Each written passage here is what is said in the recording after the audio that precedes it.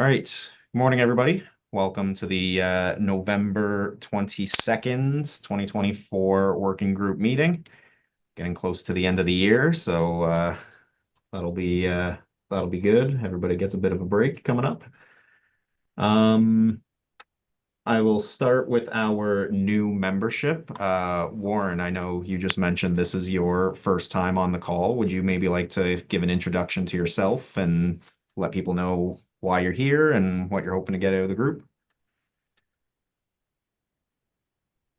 Longtime friend of Joe and Sandy Dale's, ag marketing communications, ag tech interest, ag PR news release distribution service, lots of sponsored news briefs to reach different segments of the ag market, and marketing communications consulting. Based in San Diego, originally from the Midwest, spend part of the year in Morocco. So that's me. Well, and you represent, you're working with quite a few AgRobotics companies too, Warren. So you might want to just mention some of their names to this group. Uh, in instead of showing favoritism to one or the other, let's just say that I've helped from the beginning to promote FIRA USA, the AgRobotics event out here in California. I helped I've met quite a few and worked with quite a few through that association. I help Meister Media Worldwide promote Tech Hub Live, which will be at the end of July again this year in Des Moines. And the Vision Conference, which Meister Media Worldwide puts on, which will be in, let's see, January of 2026. And there's a news release going out this morning through Ag PR about the Land Expo, which will be in Des Moines, Iowa in January. That if anybody's interested, why I'll leave a link in the chats that I can send more information to. Thanks, Joe. Appreciate the chance to share. Thanks. Michael, you had your hand up. Yeah, it's not my first meeting, but I think one of my first, and I'd been meaning to introduce myself on one at some point. My name's Michael Hogan. I work for Industrial Drive Service. We are an automation and controls company out of Hensel, Ontario, and yeah, I'm a professional engineer with various experience, but now focused on finding agricultural applications for us. So we work with many OEMs for mobile control type applications and wire harnessing as well. Not always on necessarily robotic applications, but we'd be interested in doing more and more of that. Yeah, and in general, we work with automating motion control systems across industrial and now more and more in agricultural applications. Awesome. Thanks, Michael. Welcome to the group. Sean. Hey, hey everyone, this is my first meeting. Good to see some familiar faces like Joe and Evan here and excited to be a part of this group. I joined a couple weeks ago, but I've been on the road the last couple weeks. My name is Sean O'Connor. I'm from Forge Robotics. We build robots that pick mushrooms based out of Salmon Arm, British Columbia. Awesome. Thanks. Welcome to the meeting. Was there anybody else who has never had a chance to introduce themselves that would like to before we move on? Oh, all right, perfect. With that, we'll move ourselves on to our presentation. This week, we are joined by Daryl Petrus, the CEO of CANE, the Canadian Agri-Food Automation and Intelligence Network. And he's here to give us a bit of an introduction to CANE and what they do and how they can help. So, Daryl, I'll pass on to you and please take it away. Thanks for the opportunity, Dan. Hello, everyone. Let me share my screen here. And I am sharing. There we go.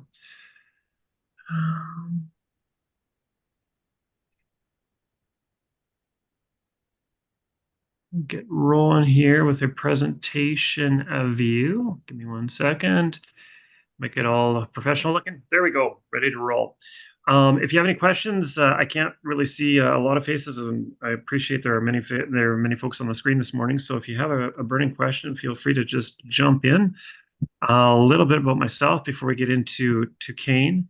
I've been in the ag tech space for many years, about 20 years in different capacities, and going back way back before that, I was a farmer, beef producer, grain, oil seeds, that kind of thing. All of that experience, the tech experience, the farming experience, has been out west in the Edmonton region. Uh, I have had the pleasure of co-founding a couple of ag tech companies with different degrees of success, I'll say. Happy to jump into that if anyone has any questions, but I'm not going to bore you with too much of my background. I'm looking forward to sharing more about Kane and a snapshot of where we're at today.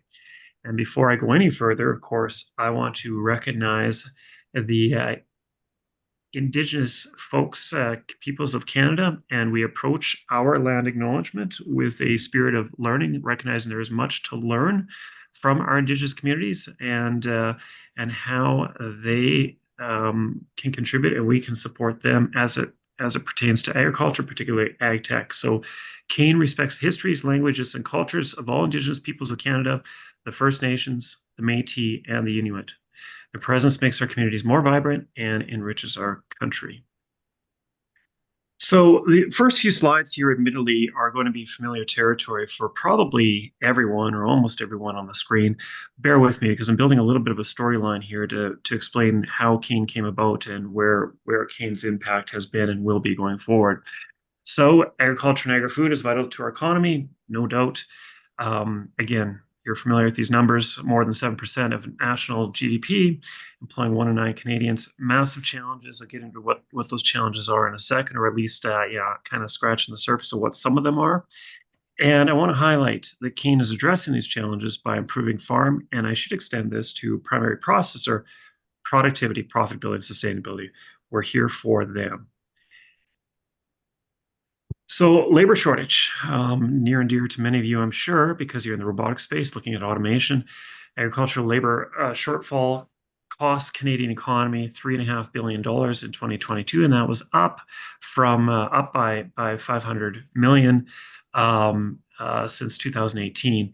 There's a possibility of over 100,000 unfilled positions by 2030. And we know that the government of Canada is looking at decreasing temporary foreign worker numbers. So if we look to our good friend Jennifer Wright at the Canadian Agriculture Human Resource Council, she sums it up probably better than I could have. And simply, ag tech it'll need to be part of the solution solving our labor shortage here in Canada. And it brings a great opportunity to increase productivity and realign work to help address the forecasted shortage of, again, with emphasis, more than 100,000 workers in 5 years, roughly. We've all heard about the productivity challenge in Canada. I don't need to go into this too deeply. The rate of productivity is decreasing. Now, this is an interesting graph, piques interest. Some of you will have seen this before or a version of it. Now, with emphasis, again, I need to highlight that the numbers beyond 2019 here are speculation. It's just how it was represented as we board it from Statistics Canada. But there is a gap, and it doesn't look to be really tightening between farm gate income and net income when adjusted for inflation.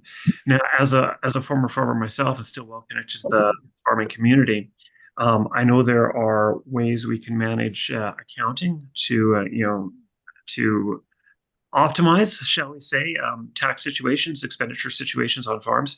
Nonetheless, we can see sensitivities here when farm gate prices drop, even though they're trending up.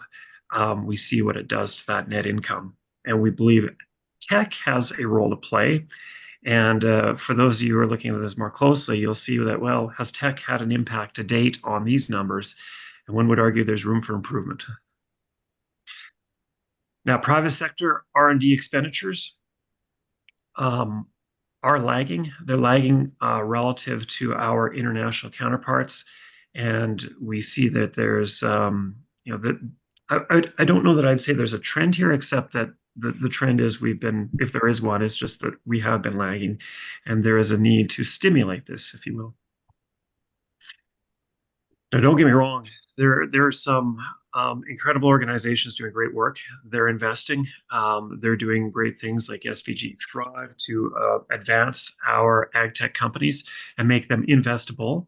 However, I am aware of more than 10 ag tech CEOs who are generating revenue, significant revenue, so their books look quite favorable, and they're really having trouble generating that Series A round. And I don't want to speak on behalf of the investors, but I know that it's not easy trucking in Canada when it comes to raising funds and putting that money into putting that investment money to work in Canada. There are some challenges in getting that money activated.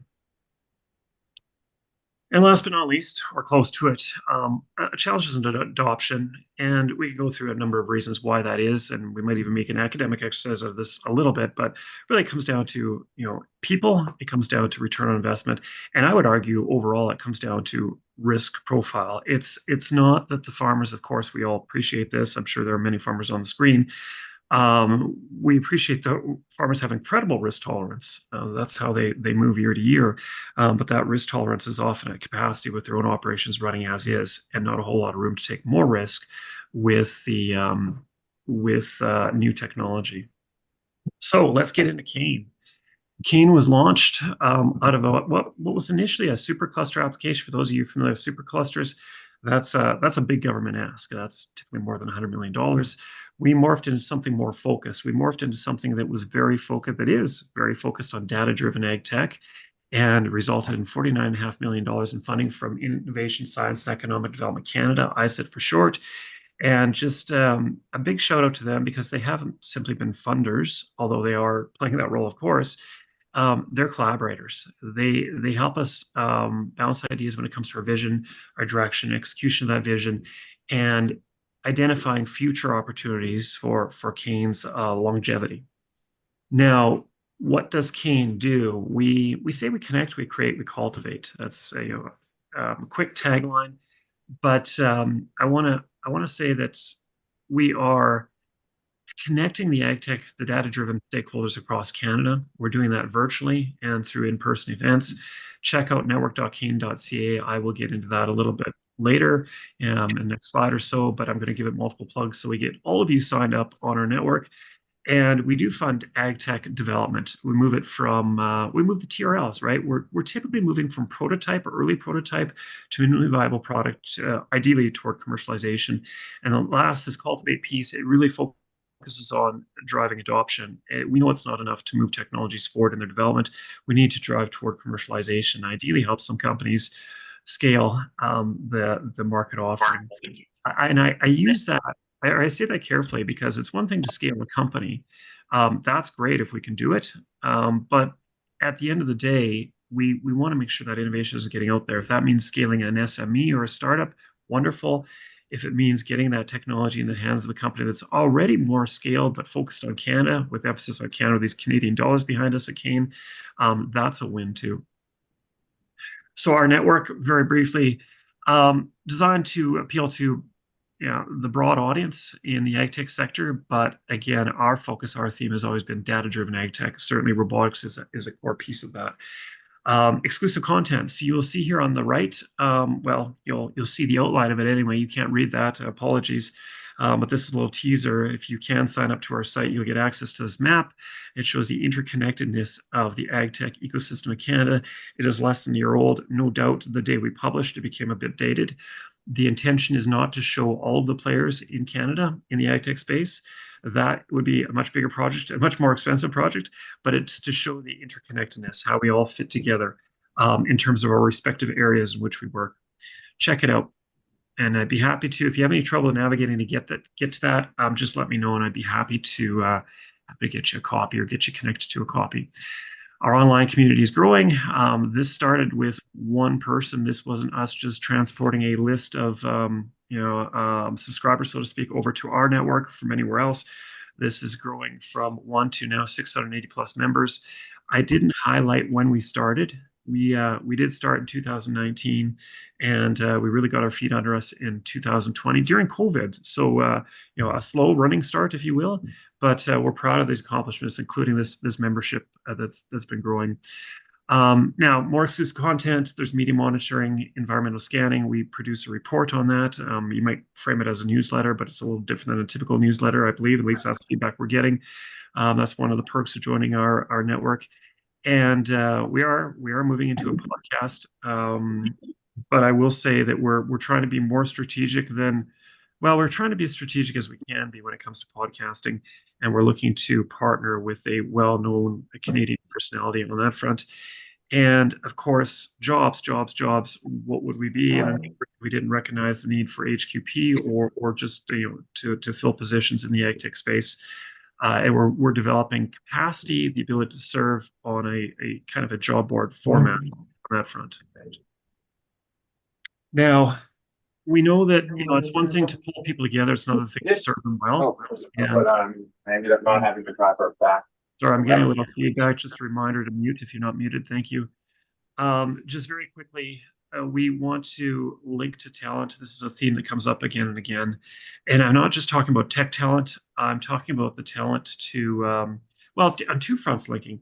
One is the idea generators, the people who are interested in the technology. That would be a wonderful outcome of our network and has been to date to a degree, right? We want to make sure the idea generators are solving problems that matter. And then for those that get funding and move forward toward tech commercialization, they have the support they need to grow and scale their companies, build their businesses, because building a business is not often, I would say always a different skill than building a technology. And a lot of these tech companies are founded by the techno folks, of course. So what kind of projects do we invest in? We've invested in more than 30 projects to date. Here's a sampling of 3: grain discovery, grain traceability, going into the brewing industry. The middle has generated a lot of buzz, at least in Ottawa, and that is Matrix Spec. And they are identifying the gender of eggs before the egg is incubated. That is really interesting in egg-laying operations because those egg-laying operations want hens. They want female chicks to produce more eggs. So up to 7 billion chicks around the world, male chicks around the world, are called every year, terminated. So fuzzy chicks getting terminated have social implications, environmental implications, and of course, financial implications. This is an example of technology that we like to invest in because it hits those main components. And many of you recognize precision mapping and even the soil optics map that we borrowed from their site with their permission, of course. And we've contributed to soil optics precision mapping as well. And particularly video camera technology there as they serve millions of acres in real time. We currently have a $6 million funding competition open. Again, data-driven. We're looking for 2 SMEs to work together. And they need to be part of the application. And this typically doesn't create a competition. It helps. It's typically complementary. And a simple way of thinking of that would be when we see a hardware and a software company working together. So this is how the dollars get spent across Canada. To date, we have spent about more than $30 million. And we come in at a rate of up to 40% of project cost on a reimbursement basis, and 60% needs to come from private capital. So we are activating commitments of private capital, and that activation has generated a commitment of over 70 million in private capital to date, so roughly $100 million worth of projects. And we are aiming to, of course, reach across Canada. You'll notice there are no numbers in Atlantic Canada. We have work to do there. However, there is distribution of innovation that we've supported happening through Atlantic Canada. So do we argue that we have been impactful? You bet we do. You bet we do. So 36 projects funded to date, over 32 million committed, mentioned that already. This is only through 8 funding competitions, through roughly 3 or 4 years of investment, over 200 jobs created. We're seeing commercialization revenue. One of the beautiful things about investing in data-driven ag tech, sometimes it gets to market quicker than some other technology might. And we're seeing that commercialization revenue now. Over 100 project partners. I'm talking about 2 SMEs and working with private capital, but these projects that come in often have many project partners to help ensure success of the project, but we look for that success toward commercialization. Again, the network numbers and social media is important as we share not just our brand. It's not a brand that's kind of a trailing factor. It's about helping spread the word about the opportunities and the challenges in that data-driven and autonomous and robotic space. We have contributed to unicorn transactions, so billion-dollar transactions, unheard of almost throughout my career, and to land that in agriculture has been incredible. This is with technology staying in Canada. Yes, there were buyouts, but or joint ventures formed, but this is technology staying in Canada, jobs being created in Canada. More than 10 products or features of products like the camera I mentioned that are going to market. Over 3 million acres served, and there is reportedly up to $10 million of taxpayer savings coming from technologies that we've supported, particularly technologies that are aligned with the insurance industry and helping better refine the insurance pricing model. Now, 3 more examples of technologies we invested. I'm going to give a quick summary here. You'll recognize the MacDon header. Some of you will on the CNH Combine. We've invested in technology that's gone into the MacDon header to improve automation. You can appreciate as these headers get to be 50 plus feet, 60 plus feet, automation is required to help reduce operator error and improve or sustain equipment longevity. Many of you will be familiar with the middle one. That's the DOT technology, autonomous tractor that was bought by Raven. Raven wouldn't have bought that, in their words, their quote, without our investment of $1.5 million. They packaged up that with IP we knew they were going to, and they sold it to Case New Holland, and there are elements of that are going to be part of the Case New Holland guidance system. We have on the right, and I believe we have on the call, David Tao. So this is BH Frontier Solutions. Weed Zapper, love it. As a former pesticide applicator, licensed pesticide applicator myself, I think about all the cases of herbicide-resistant weeds that I saw back in the day, and understand there are more than 500 cases now, and only one mode of action in terms of herbicide effectiveness or deliverance, a pathway within plants, I should say, that has been discovered since the 1980s. And this technology, as some of you may know, it zaps the weeds, kills them dead. So that is looking to be moved to the field, I believe, in full prototype form in 2025. Some of the companies, I'll pick up the pace here a little bit. Some of the companies we've worked with, we will work with companies multiple times if they're showing good traction. And certainly we've seen a lot of success with these companies here as we've supported them. Now, quickly, just shifting ever so quickly, we are huge supporters, well, fans and supporters. We're fans of the Smart Farm Networks, and we're a supporter of the Pan-Canadian Smart Farm Network. Canada, and I want to push on this point. Canada has agroclimatic variation in agriculture that I'm not seeing in other countries. In terms of those countries being organized to bring together smart farms and smart farm networks for the validation demonstration of technology. What do I mean by that? A smart farm, and some of you may argue the definition a bit, but to me, a smart farm is a test, among other things, a test customer for an ag tech company to test a technology in a particular location region within Canada. A smart farm network is a test market. Now, I emphasize the technology company and the market for that test market for that company because we want to see if that technology works in the region. We have work to do to bring the farmers, get the farmers more connected to these smart farms. We absolutely do, and we feel Keene has a pivotal role that we can be playing there, and we're pursuing an opportunity right now to bring the farmers closer to these smart farms. But if you look at this, you can look at multiple commodities. I mean, different soil zones produce different environments, different commodities, and suitable for growing different commodities. We can envision this. This is an oversimplified kind of representation, but we can envision networks of networks connected to share data and inform ag tech companies, maybe even inform policy, right? And bring institutions like these together. So here we have the 8 members of the Pan-Canadian Smart Farm Network. The ones on the left in orange are the founding members, bringing the other ones in to projects and work that Keene has supported. And we're reaching across a good portion of Canada, but not all of Canada yet. We want to get there. And when I speak of networks and networks of networks, not to throw too many, you know, I guess, uses of or overuse the word network, but it is about network. It is about connections, and it comes back to us being a network ourselves. And I use network so many times, people confuse whether I'm talking about our online network, Kane itself, or the smart farm networks. But here, let me focus on the smart farm piece for now. Um, we can envision multiple commodities all within their own kind of network, testing technologies, but then having interconnectedness. And when we looked for solutions off the shelf for that interconnectedness, software solutions, we weren't finding it. So unlike other organizations similar to Kane, at least to my knowledge, we did an RFP to solve this problem and produce a product that we think has, well, it has great potential within a smart farm network, but also commercial potential. And we did this with in partnership with TheoryMesh, a company that some of you will be familiar with. So we have a unique partnership with them where we're going to be connected to them for the long run. We've committed to them.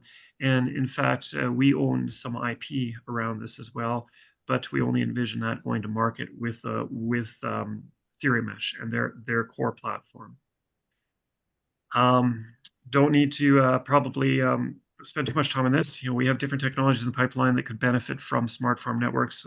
That is that validation demonstration that happens on smart farms.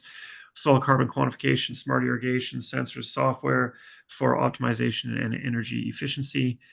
And it really comes back down to serving the different industries within agriculture. And we think we are well positioned on the data-driven side to support. Yes, we're into our current funding cycle, but we've done a lot of work toward building momentum, and we're looking forward to the next number of years and continuing to drive some of these results. And with that, just a quick quote. I just want to highlight, and this I believe is my last slide here.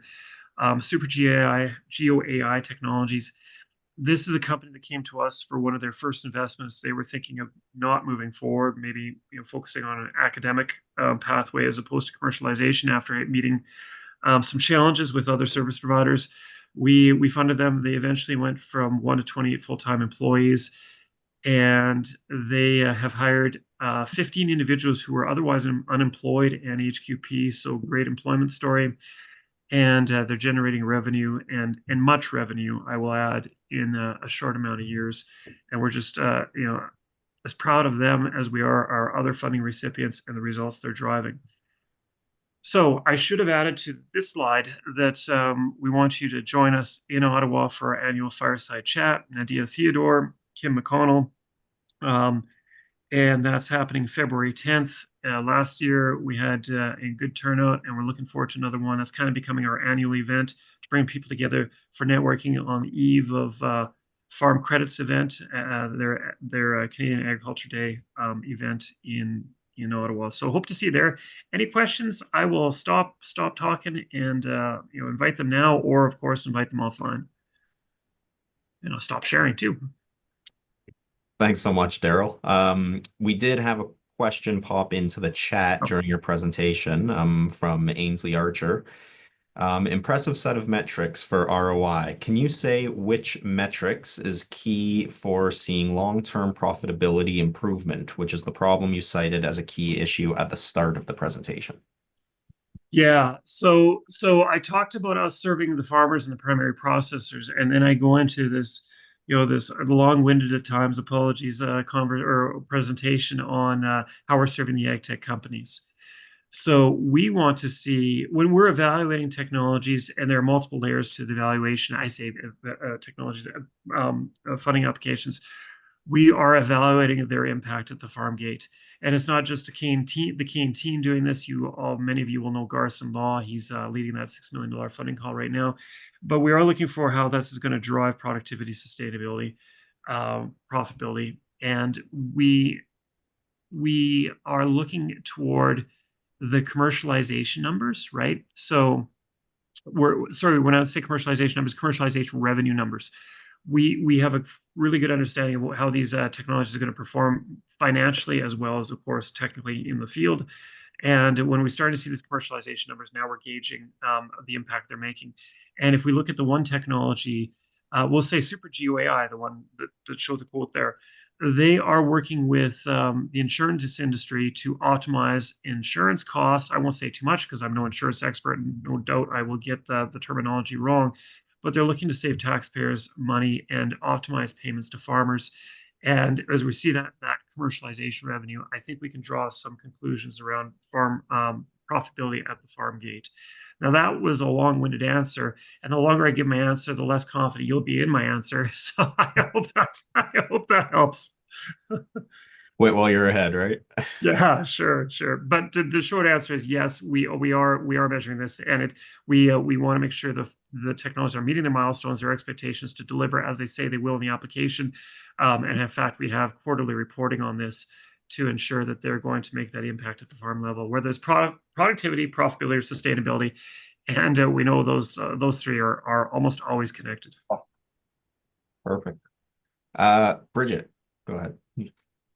Thanks, Daryl, for the great presentation. I do have a question, but I did want to add into the Smart Farm Network that you had up on the screen as well, just for the purposes of the working group. That is part of the research that's being done on the working group / the funding that we have from FCC is also incorporating the research that Chuck and Haggerty is doing into the Smart Farm Network. So just so that is on everyone's radar as well. It hasn't really been promoted as properly as it should, with the group still being fairly in infancy, but I know that that's a big part of what he's doing is feeding information into specifically the ag expert software at the moment so that they can track across Canada what different technologies are finding it and things like that. So that's another exciting development, and I think will tie in great with the work that you're going to be doing with Theory Mesh. My question was, as we look at the ecosystem of obviously what the working group is hoping to accomplish with these new companies and the ones that you're working with, Ainsley touched on it a little bit, but what is missing in the industry currently in terms of actually connecting those new technologies to be successful? Is there anything that you're like, this is like, I see it all the time and you would want to share? Yeah, I mean, it just kind of a general blanket thought or approach to that. We're looking for more connection to farmers, and that'll be a recurring theme probably in many circles like this. And we like the gap we saw, the challenge we saw around the software, the interconnectedness of for data flow that we're solving with Theory Mesh. Now we're looking more toward that adoption piece. We're showing that we can drive the commercialization of these technologies. How can we help them become de-risked and more quickly adopted? And I would look to a UK model, the Agri-Tech Center in the UK, where the smart farms are almost synonymous with commercial farms.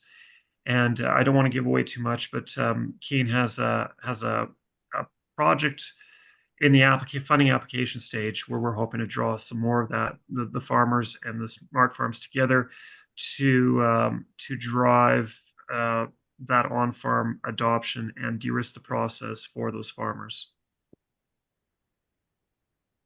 Excellent. Andrew, you're next. Howdy, y'all. Morning, Daryl. I'm in the same time zone as you, just a little further south. So I appreciate the being awake. So I'm actually a startup person. I actually have a startup, and we use cameras to determine the mechanical health of equipment. And I am from Canada, and I'm sitting in Arizona because this is where I'm chasing the money. And I've heard of Keene a few times, and I'm really curious, what is Keene trying to do in the future to help those pre-seed, TRL 3-4 companies? Because when I look at kind of a lot of the projects, I see them as, university spin-outs, right? Yeah. They're bigger things where I'm a farm kid from Southern Ontario. This company's bootstrapped, I'm in a unique position. So I'm always like, what can Keene do for us? Maybe not now, maybe in the future. So I'm just curious from that angle. So this could be another answer to Bridget's question, and that is, where do I see other gaps? I see other gaps as the companies, and you just articulated better than I could, but just to reiterate, other gaps. One other gap is when the companies leave the academic environment or the early startup environment where there's sometimes there's good support for foundational ideation, and then moving toward the place where you have a working prototype and can start to demonstrate efficacy of the innovation. There is for sure a gap there. And I think one of the drivers that has, maybe I'll phrase this differently. Policy drives behavior, and KPIs drive behavior.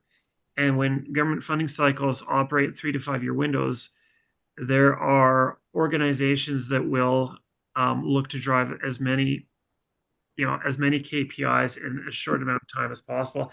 That causes all of us to start to gravitate, lean toward the higher TRLs. It's a behavior issue, right? And I can say that, I've recent experience with the funding application with the federal government, not I said, where they said, okay, let's do outdoor farming, we'll do a project, but we want to see exports arising from the testing that technology within 2 years of the project start date. I said, that's not how outdoor farming works. For time broadacre farming, it's an issue. So Andrew, we absolutely are open to those funding applications. If we think it's going to make a big impact or a measurable impact, we'll bet on them. We'll for sure bet on the earlier TRL. So don't rule us out. As I talked about prototype and typically like a TRL4, we'll go earlier for sure. It's just really difficult for organizations like us and including us to show a lot of good results in a short amount of time. But we're here for the long haul. And now that we have our feet well under us and momentum, I think we're probably open to, and we always have been, but we can see the value of that long-term horizon as well, if that helps. Thank you. Garson just chimed in there in the chat saying Kane can support Canadian-based R&I moving through TRLs 1 through 7. Absolutely, we can. I think what we're seeing is, not exactly a lot of them coming in at one. But we absolutely will consider that. Absolutely. I don't know, Garson, if you want to add any thoughts or comments to my presentation. You're on the front lines every day. Not a lot to add. I think that's pretty comprehensive from Darrell's presentation. Certainly, just to add to what Darrell has said in some of the spaces that we're interested in looking at and some of the gaps that we're seeing really is that as Darrell mentioned or touched on, that connection to commercial farms, linking technologies to real world validation. That's something that we're taking a close look at and looking at ways in which we can support those types of activities through our smart farms and through our smart farm networks. I think those are a reiteration of some of the key concepts. Thanks, Carson. Thank you. Were there any other last questions for Darrell before Ian? Yeah, go ahead.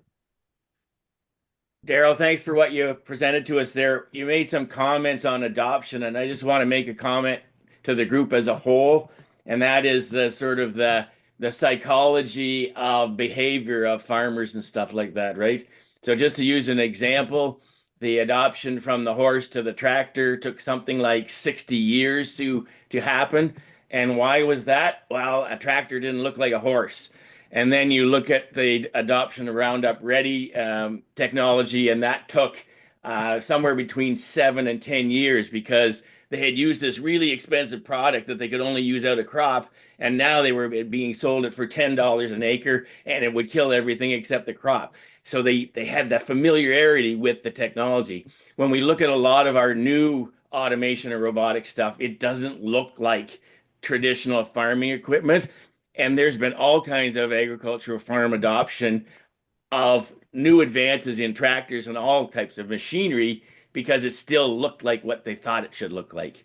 And I think that's something that we have to keep in mind. And in our conversations with new entrants into supplying this type of tools into agriculture, to make them aware of that type of thing so that they're building that in. And then the worst case scenario is coming into the marketplace with something that doesn't work because that will spread like wildfire across the landscape and you'll be toast right away, right? So it's really important. And we saw a bit of that with the adoption of the milking robots and that. There were some pretty big hiccups at the beginning of that, but then they got their acting gear and it's just incredible what's happened there.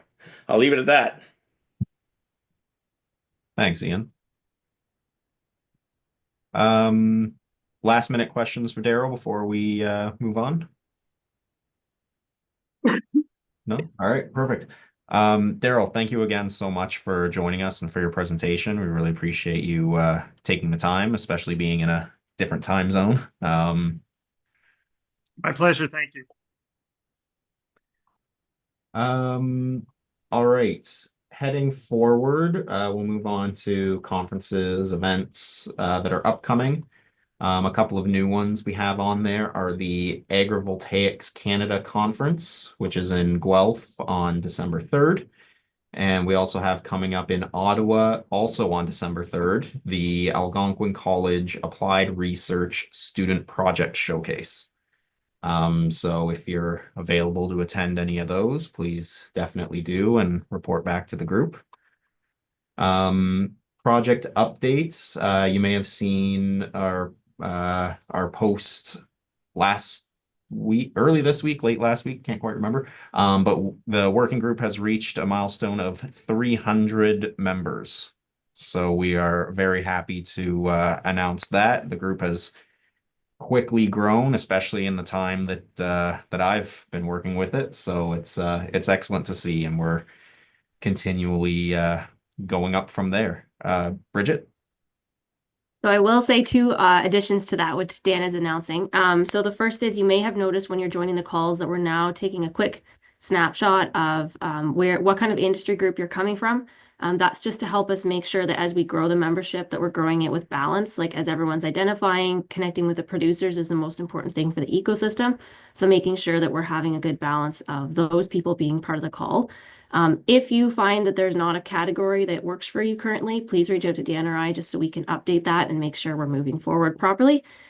Second part to that is we, at the moment, from the membership side of things, don't release contact information or company information when people ask us.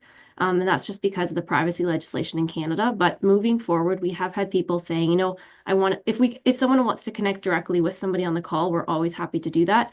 But I think something that we're looking to move forward is as the group is growing, if people are interested, we're going to be giving you the option to say, yes, I do want my company or whatever to be shared. So that's something for people that are already a member. We're probably going to have to go back and connect with you just to update that, just so that when we look at the ecosystem of the group, it gives Dan a bit more flexibility to say, hey, yep, these people are members. If you're a new company coming in, you might be interested in connecting with them. And it just makes that a little bit more transparent for everyone. So that will be something that's coming forward in the next few weeks for you guys. Sorry, Dan, back to you. No, that's okay. Appreciate it. Thanks. Thanks for that. You said it much better than I would have been able to say it, so appreciate that. Funding announcements and opportunities. We do have a new one at the bottom of our list there, the CIT AI Innovation Challenge Statement. The deadline for applying for that is December 10th, and we've added a link there for to register for the info session. So if that's something that you might be interested in, please do check on that. I see in the chat, Mike, of those 300 members, how many are growers? Off the top of my head, don't know that number, but I can look at that and get back to you for sure. Not very many yet. No, it's not a massive number, but we do have growers on there, and that's what we're that's one of the main targets for growth going forward. Growth in the growers. Kristen posted a link for a job preview for Ontario Public Service careers. That's my weed management job's been posted. Temporary position. So until I think up to 12 months.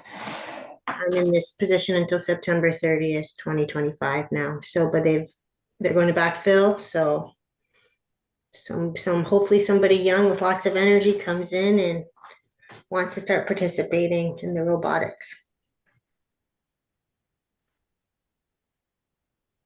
Excellent. Thank you for posting that, Kristen.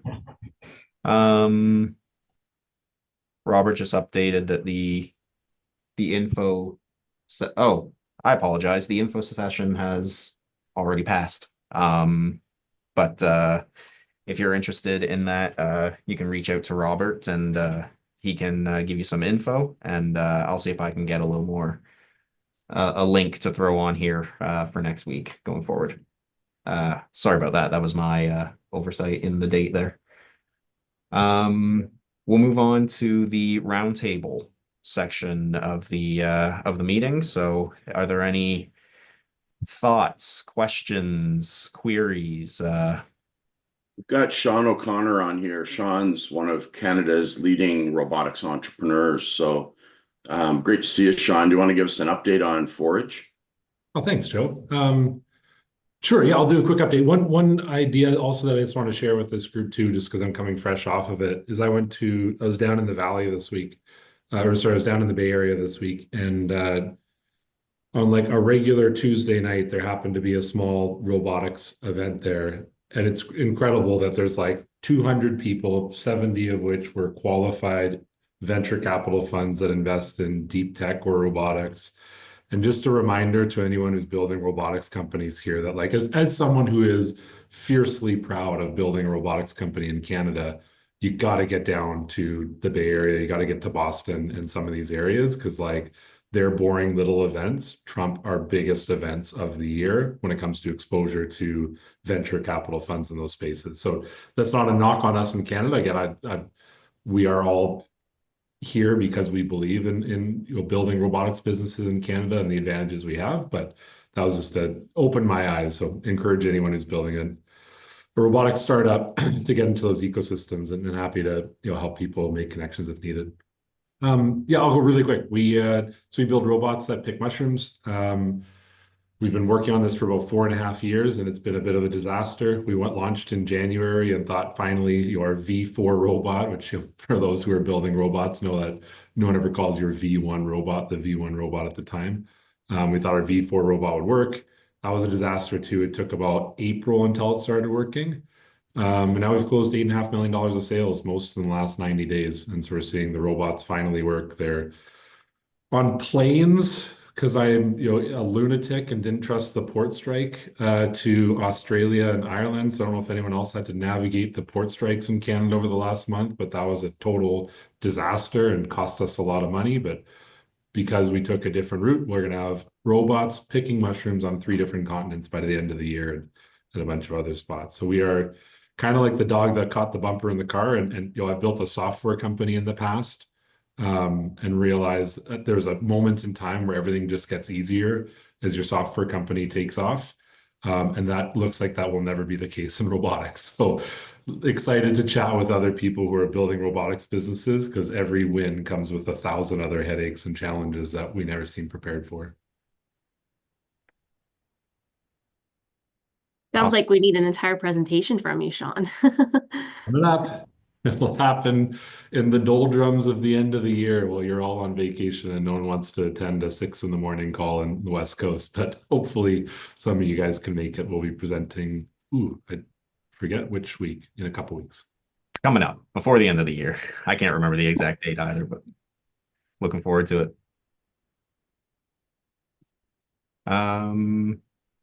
Anybody else? Thoughts, questions, queries, fears? Taylor, go ahead. Yeah, thanks. And great to hear from everybody. It was, very relevant. I got communication from our consulate general in LA about a reverse pitch session that BASF Venture Capital is putting on. So it's on Monday, and unfortunately this happens more often than not that I get things very last minute, but it's in the chat and it's in Google Forms. I also try to post these things on much as LinkedIn as I can. And apologies in advance. It's very short notice, but if you're able to jump on, please do. Awesome. Thanks for that, Taylor. Appreciate it.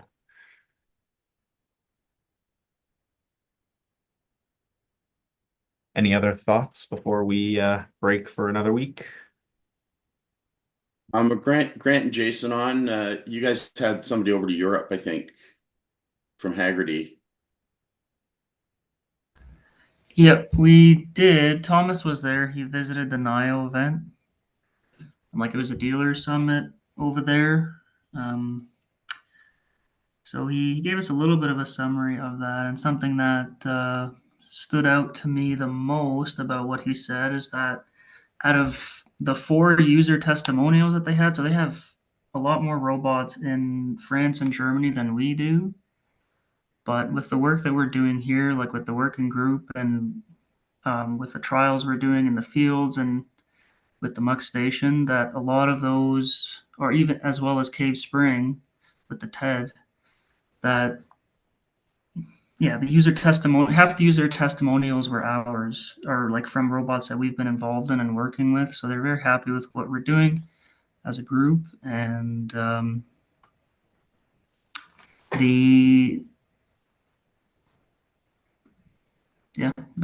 the main thing. But I'm happy to answer any questions too, or try to answer questions on behalf of Thomas. I don't think he's here on the call right now. Yeah, I'm here. Yeah, he's in my office with me. I'll try and get my camera set up if there are questions. Sounds good. Yeah, so Thomas and Grant, if you have anything else to add too, please feel free.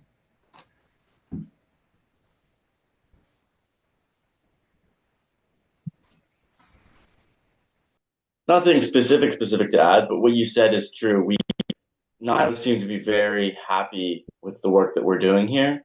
And compared to the other dealers, we seem to be significantly more involved in making sure the operation of the robot is done correctly. And that's something they gravitated heavily to in terms of being a valuable piece of being a dealer. Well, I think that goes back to you guys and Chuck, right? Chuck's pretty hands-on. He wants to make sure the stuff works for farmers, like referencing Ian's point. We don't get a whole lot of chances to